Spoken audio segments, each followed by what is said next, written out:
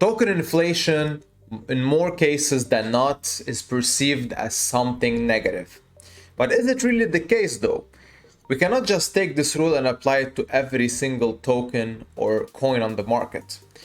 Now, in some cases, this could actually be a good thing, right? Depending on the adoption metrics, the underlying platform, the infrastructure, the usability, all of these things can actually put a positive sign to token inflation. Aerodrome's AERO is a perfect example of this, because many people look at inflation and think that because more supply will hit the market, meaning that's something relatively bad, price will be depressed and therefore it's not a good thing in the long term. Here on this channel, we talk about underlying analytics that not many people tend to consider, because you have the facets, so you have what you see, but at the same time, you have to do more digging to understand that is it really the case though? Am I just following what people are saying without any sort of research? So let's look at data not many people tend to consider, and specifically regarding the topic of inflation. Now, currently right now, in terms of inflation, this happens on an epoch basis. So every week, more AERO tokens are hitting the market. The first thing that people perhaps are not considering is that this weekly inflation is disinflationary, meaning it's decreasing on a weekly basis. So less AERO tokens are being released every single week, meaning last week we had approximately 12.2 million tokens being released, and the deflation rate currently is 1%. So as we move forward, those 12.2 million will decrease by 1% and so on and so forth. So a compounding effect of 1%, which a small simulation here will show you that 17 epochs from now, so from the day I'm recording this video, that's approximately 117 days, we'll be at an inflation rate of 10.4, 10.36 mil tokens per week. What does that tell me? Because the amount of tokens on a weekly basis is being reduced, projects will now, in their own favor of course, need to push up their incentives because they need to acquire more of these tokens specifically to these pools. Remember, projects pile in their tokens via liquidity pools, and then those AERO tokens are distributed, based on the liquidity pools that you see. And the underlying denominator is the total incentives, which is the addition of bribes plus volume fees. So if projects need to keep getting a higher share of those AERO tokens being put on the market, meaning they need to put more money in. So that's the first thing. More money in, meaning more money for AERO lockers. Second thing, in terms of market cap increase, because also the majority of people will look at this as negative, like I said, because market cap increases, so meaning retail will not be incentivized to enter. But is it though? Remember, I'm talking about a total of 191 million tokens hitting the market. So if you multiply that in 17 epochs from now, remember, it's a simulation. So at the current price of 70 cents per token, that's approximately 134 million of added market cap.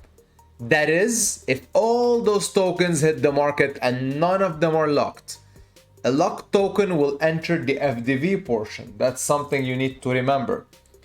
Every locked token on top of the market cap, so the difference between the two is the AERO locked in, right? Plus the burn wallet if any AERO were burned.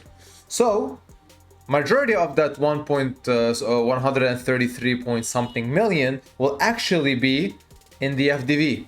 So the market cap increase 116 days from now won't be that extensive at the current price. So that is just to alleviate the idea that the market cap will somehow shoot up and put away people. Now, the second thing is the potential sell pressure, right? So we have more tokens, meaning more tokens will be sold on the market. Following the same logic, at the current valuation, that's approximately 133 million of tokens to be sold.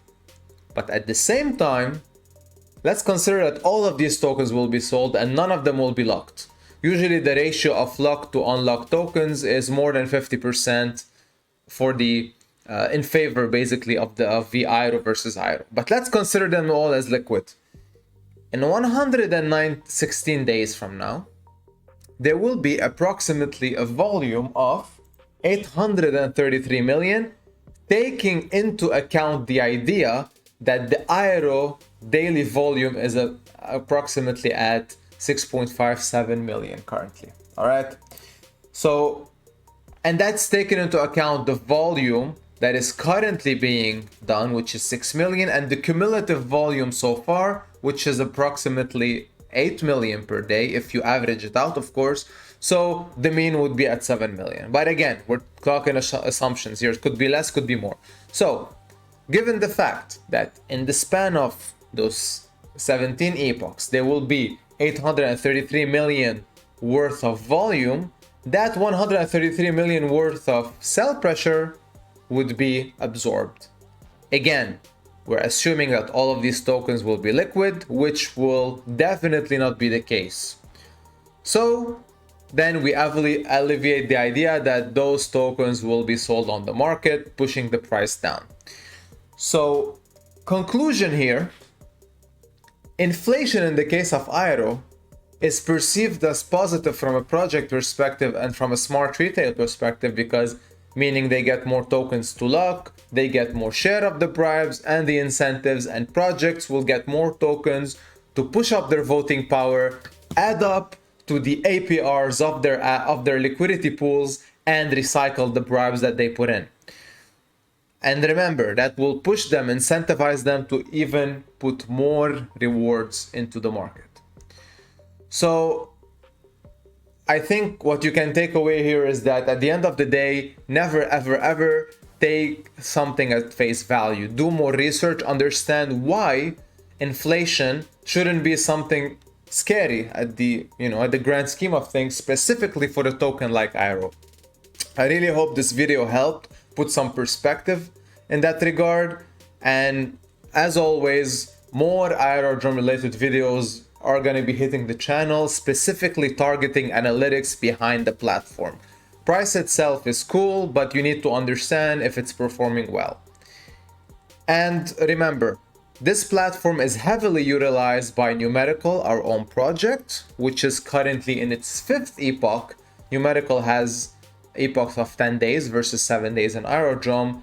And so far, the average APR on USDC deposit has been approximately 55%, if you of course average the 5 epochs. So things are going great. If you want to actually enter, I would advise you to check the links in the description below, read all the glossary, ask questions via our channels or personal questions via my DMs.